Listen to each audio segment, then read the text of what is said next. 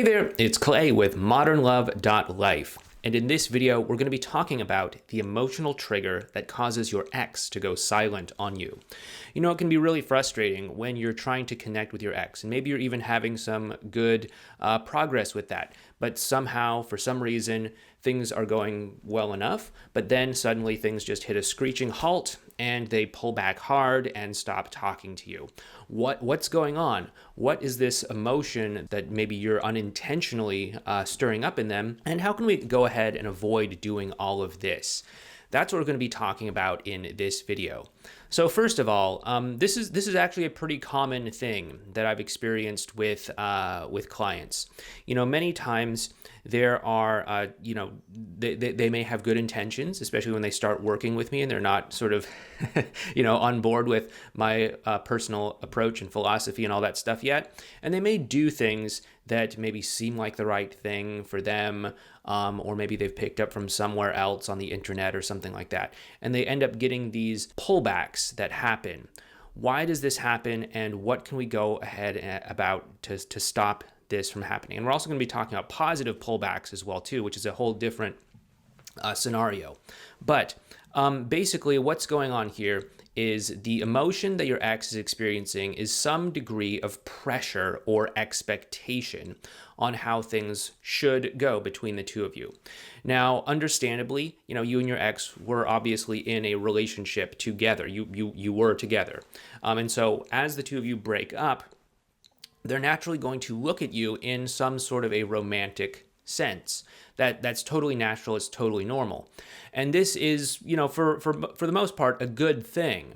Many times people are concerned about the friend zone and things like that. And just know that your ex is probably going to always see you in some sort of a romantic light. I mean, you can't just erase all of those intimate moments you shared with one another and those warm memories and all the romance and all of that stuff. You can't just erase it and pretend it didn't exist. However, this can also cause the two of you to have a difficult time connecting because of this pressure, this expectation.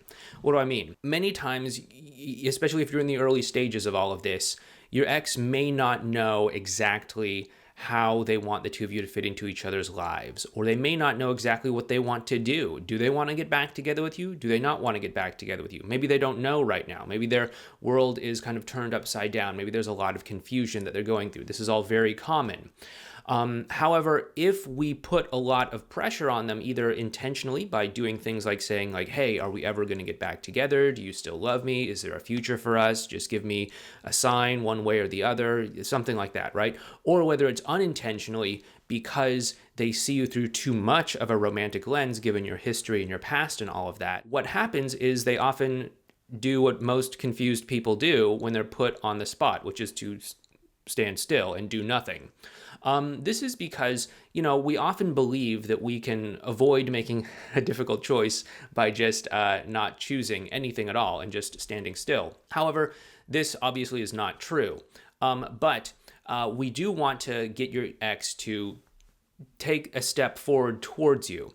And if there's too much pressure, they probably aren't going to feel like they can actually do this. They're going to start thinking thoughts like, oh my goodness, if we start talking, what does that mean? If we start meeting up, what does that mean? If we start spending time together, what does that mean? Does that mean that they think we're getting back together? Oh my goodness, I don't know if I'm ready for them to think that. Like, what if I change my mind and we don't get back together? Does that mean that I'm leading them on? Does that mean that I'm a bad person? Does that mean that I should feel guilty about this? What if I'm giving them false hope? I don't want to be that kind of person that strings someone along.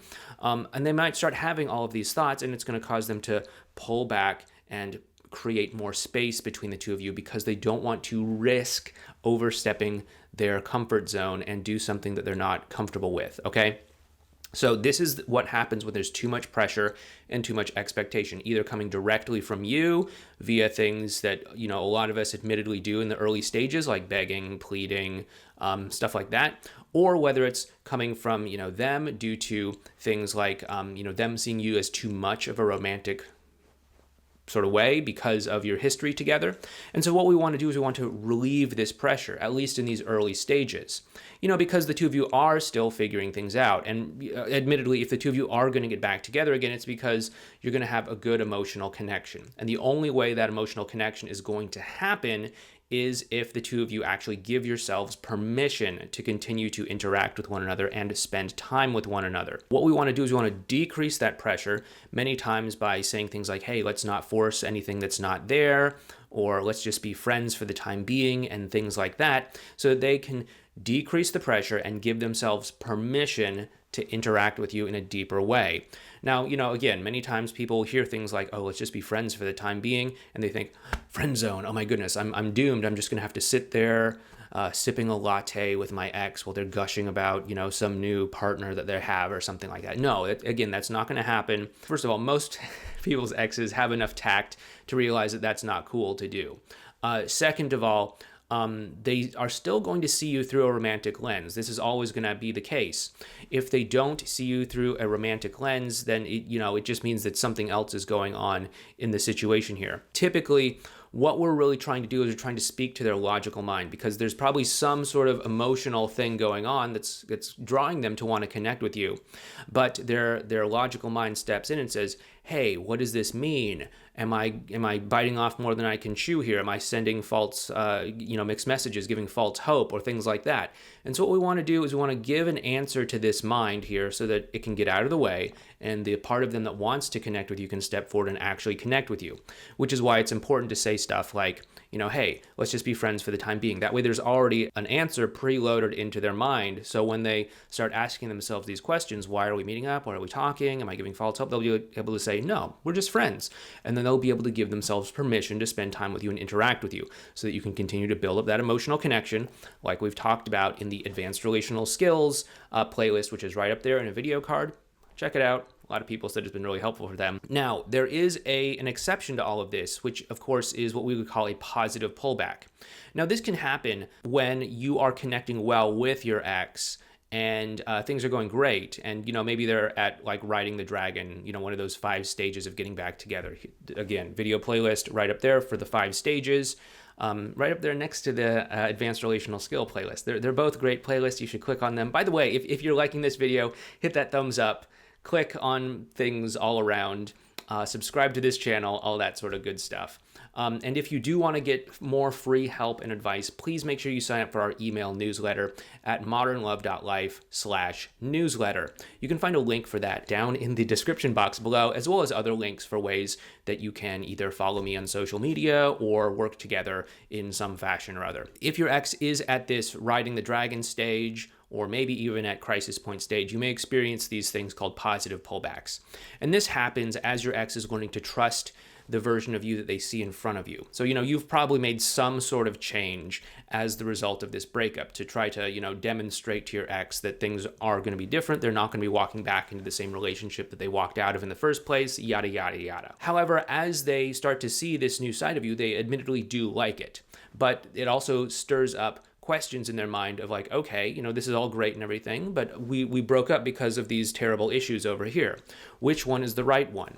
Is it what I just saw in front of my own eyes? Or was that just you on your best behavior? You putting on an act, you putting on a good show, and really you're the same person I broke up with.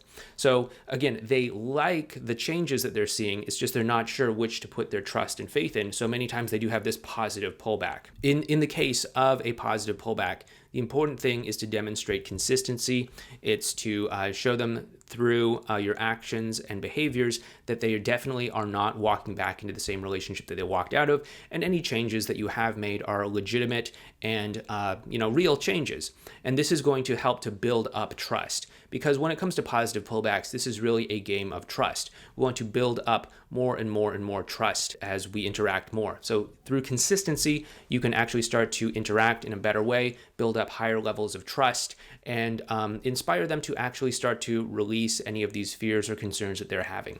Anyway, that's the positive pullback. It's a little bit different than the pressure thing that we talked about early on in this video. But anyway, once again, if you like this video, hit the thumbs up button, subscribe down below, check out the video playlist up there, and make sure you sign up for our free email newsletter over at modernlove.life/newsletter so we can send you tips, advice, and strategies to help you get the kind of great, loving relationship that you want. Anyway, once again, this has been Clay. Thanks so much. Take care, and I'll talk to you in the next video.